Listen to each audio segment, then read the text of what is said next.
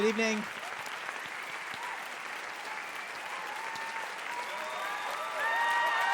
Good evening.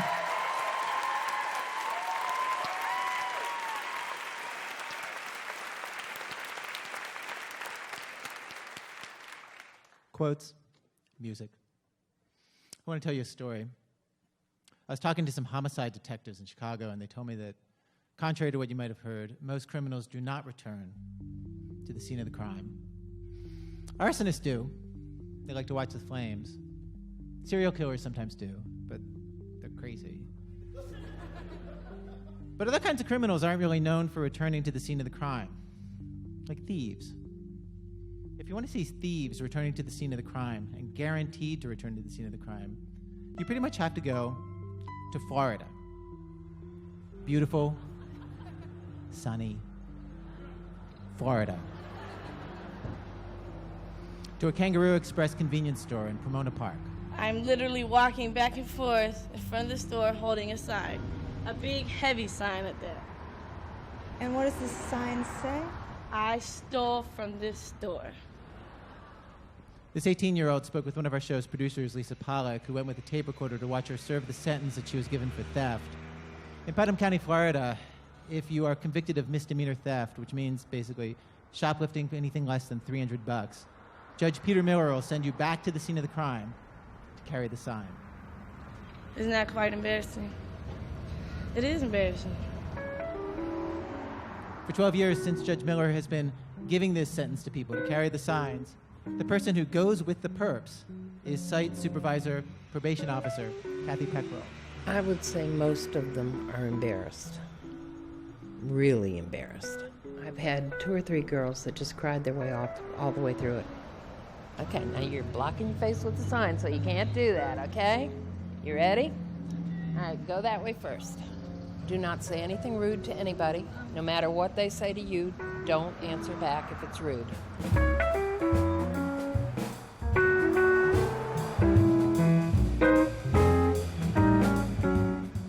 For 2 hours, the guilty march back and forth with the sign. Kathy brings a lawn chair for herself and a book. Enough people get this sentence in Putnam County that Kathy says she's the best read person in the county. There was 120 people last year. Occasionally, Kathy says that some passerby sees what's going on and approaches her to complain that this punishment seems too humiliating. And when that happens, she tells them politely that she's going to let the judge know how they feel. But honestly, I don't think she needs to bother to tell the judge. Too humiliating? Hey, if they want to think that, that's fine. That doesn't bother me. I'm going to humiliate the one that's carrying that sign. This is Judge Peter Miller, a man who has sentenced hundreds of people to carry the sign over the past 12 years. I liked talking to Judge Miller. I like any public official who gets an idea for how to serve the public from the newspaper, which is where he got the idea for this sign. Some judge up north did it. I liked it, so I did it. What'd you like about it? Well, I like the fact that you're getting, somebody's out there and the public's looking at somebody, actually looking at a thief that got caught and somebody's trying to do something about it. Wait, why is that the important part, that the public sees it? Look, I would think it would be more important to get through to the criminal, you know what I mean? Well, you want to get through to the criminal, and at the same time the public too are out there looking and say, I don't want to be doing that. Not in front of all these people. I see, it's a preventative thing. Yes, sir.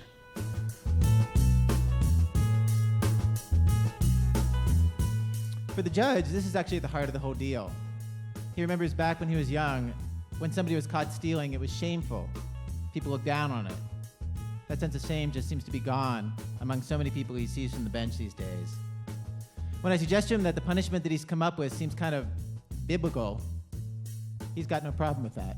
Well, maybe that's what we need a little bit more. Nothing wrong with a little bit of religion.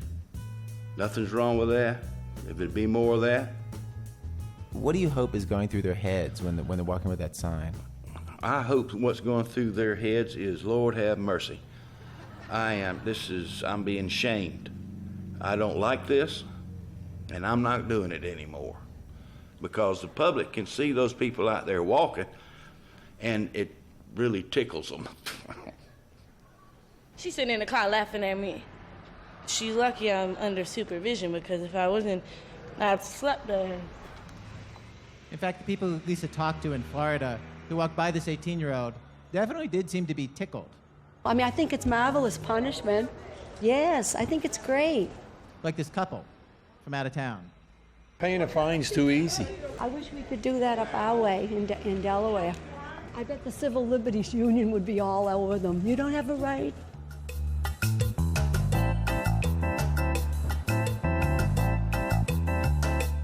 I wish they would do it with people on the highway, especially speeders. Wait, how would that work on the highway? Well, instead of letting them pay a fine, Yes. let them walk out there and say, I endangered your life. You know, I was You mean have them stand on the shoulder of the road? Where? Yeah. Maybe they could have a sign on the car for the driver. Yes, yes, excellent.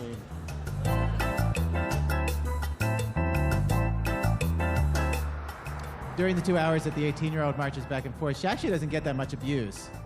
It's nowhere as bad as she thought it was going to be. Some cars honk at her. People point.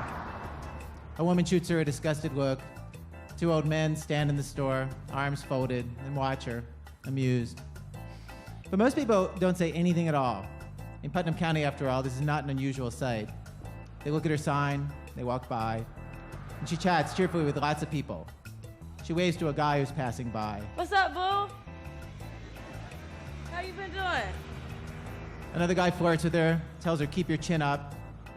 Somebody yells from his car, you should hold up a sign that says, I was the only one who got caught. And anytime that strangers do stop to read the sign or try to talk to her, this is what she says. It's okay. Thanks. I was stealing milk for my little girl. This is why this happened. I was stealing milk from my little girl. That's why I'm holding this sign here. Her little girl is 1.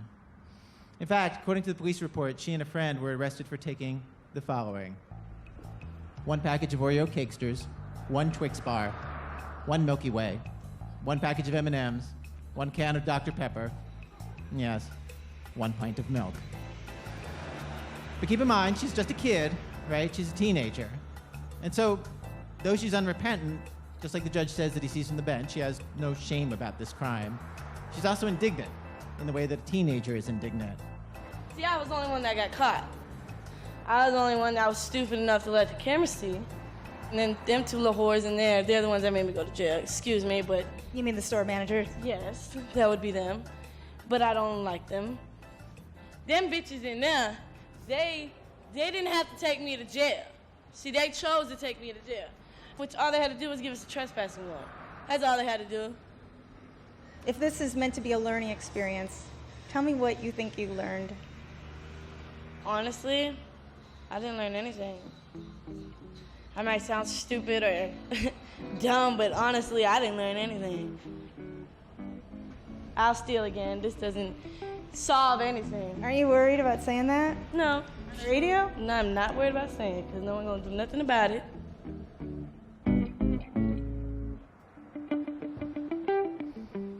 The county doesn't keep statistics on how many people who carry this sign get caught again for stealing. But probation site officer Kathy Peckrell says that she sees only perhaps 20% of the people carrying the sign who are totally unrepentant, like this girl.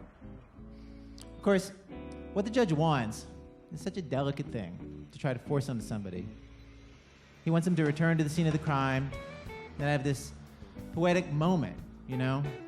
This moment where they take stock of their lives and where they are and what they're doing, and he wants them to change, you know? He wants them to change right there. And you can never predict when that kind of thing's going to happen. Kathy Peckrell remembers this one young man who she took to carry the sign in front of a liquor store that he'd robbed down in Crescent City.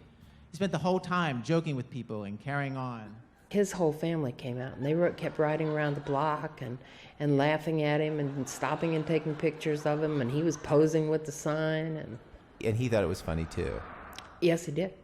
And I would have told you if you had ever asked me that he was one of the ones that would repeat.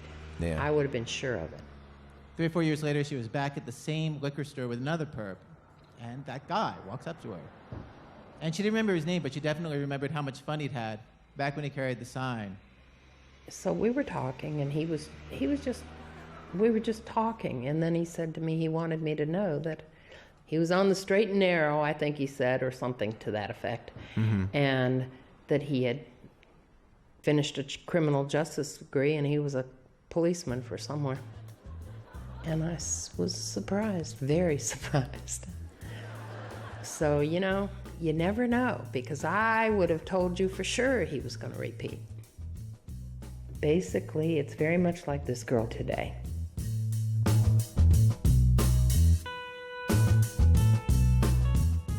Well, today on our program, we join several different people in this very fraught situation where they return to the scenes of various crimes of various sorts. From WBEZ Chicago, it's This American Life, distributed by Public Radio International. I'm Ira Glass. Our program today, recorded at the Chicago Theater in downtown Chicago and at the Skirball Center for the Performing Arts at New York University, where it is being beamed to 430 movie theaters around the country right now. From the Brunswick 10 Theater in Maine to the AMC Mission Valley Theater in San Diego to the Capitol 14 Theater in Olympia, Washington to the City North and River East and Webster Place theaters in our beloved Chicago. To everybody watching in theaters around the country, thank you so much for coming out. We have a really amazing show for you today. We have stories today of crimes in traffic, in a family, in a marriage, crimes with God. Mike Birbiglia, Starlee Kine, Dan Savage, musical guest Joss Whedon, and much, much more. Stay with us.